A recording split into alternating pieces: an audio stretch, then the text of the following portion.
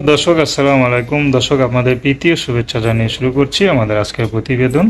তো দর্শক দেখতে পাচ্ছেন আমাদের সামনে এক আপু এসে দাঁড়িয়েছে। দেখতেই পাচ্ছেন আপু দেখতে কিন্তু মাশাআল্লাহ বেশ সুন্দরী। তো আপু কেন এত সুন্দর হয়ে আমাদের ইউটিউবের মাঝে আসলেন, তিনি কি বলতে চান, আমরা সেই গল্পগুলো আপনাদের মাঝে তুলে ধরবো। আপু আসসালামু আলাইকুম। ওয়ালাইকুম আসসালাম। আপু কেমন আছেন? ভালো আলহামদুলিল্লাহ। আপনার নাম কি? জান্নাত। খুব সুন্দর নাম। তো জান্নাত আপু আমাদের ইউটিউবে কেন আসলেন? তো বাবা মা দুজন বিয়ে করে চলে গেছে।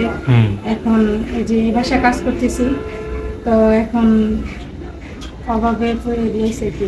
অভাবে পড়ে আসছেন। তো এই যে বাসা দেখতে পাচ্ছি এটা কি আপনার নাকি? না, এই বাসায় কাজ করি। ফ্রিজও আছে, কত সুন্দর শোকেস আছে, স্টিল আলমারি আছে, খাট আছে, এটা কি আপনার বাসা? জি না, এই বাসায় কাজ করি। ও এই বাসায় কাজ করেন আর কি। আচ্ছা, তো আমাদের ইউটিউবে কেন আসলেন? এই তো অভাবে পড়ে আসছি। অভাবে পড়ে আসছেন। কি অভাব? বাবা মা নাই? না, বাবা মা দুজন বিয়ে করে চলে গেছে। ছোট একটা ভাই আছে। আচ্ছা, হ্যাঁ, মাদ্রাসা পড়ে। মাদ্রাসায় পড়ে। তো আপনি কি করেন? বাসায় কাজ করেন? হ্যাঁ, বাসায় কাজ মানে করি। বাসায় কাজ করে ছোট ভাইয়ের মানে পড়াশোনা যোগান, এই তো? হ্যাঁ। মানে এখন কি টাকার জন্য আপনার বিয়ে হচ্ছে না? না। তো আপনাদের বাবা মা নাই নাকি? না। তো বাবা মা নাই, এতিম মেয়ে, তো এতিম মেয়েকে কেউ বিয়ে করতে চায় সহজে?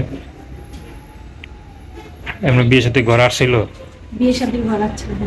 মানে কি হয় না? না। এটা আমি এই মেয়ে বিয়ে শাদী ঘর আসলে আমি টাকা দিতে পারবো না, জন্য এর জন্য বিয়ে হয় না। আচ্ছা, মানে অনেকে আবার দেখে যে বাবা মা কেউ নাই, না আত্মীয় নাই, মানে একটা গার্ডিয়ান নাই, তো এই জন্য কেউ বিয়ে করে না। না। আচ্ছা আচ্ছা। তো এখন মনে করেন আপনার কোনো ব্যক্তিগত পছন্দ আছে নাকি? না ভাই, পছন্দ না। ব্যক্তিগত কোনো পছন্দ নেই? আচ্ছা আচ্ছা। তো আপনার সাথে কীভাবে যোগাযোগ করবে? এই তো ফোন নাম্বার দেওয়া আছে। ফোন নাম্বার দেওয়া, সেই নাম্বার ফোন দিলে কি আপনাকে পাবে? হ্যাঁ, অবশ্যই। তো আপনি কয়টা বাসায় কাজ করেন?